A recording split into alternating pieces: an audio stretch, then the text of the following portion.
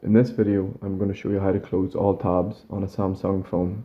So I'll show you how to do it on Samsung Internet, and I'll also show you how to do it if you're using Google Chrome.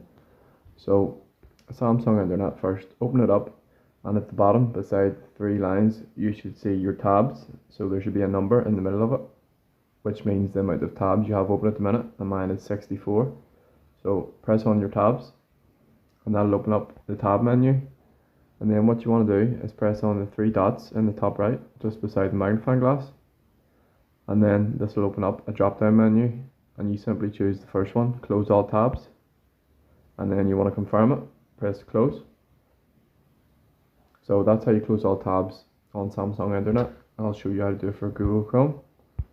Same process, open it up and you want to tap on the tabs. So I have 7 open at the minute. And then in the top right you have the three dots, and then it'll be the third one down, close all tabs.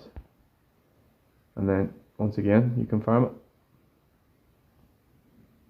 So that's how to close all tabs on a Samsung phone. Thank you for watching.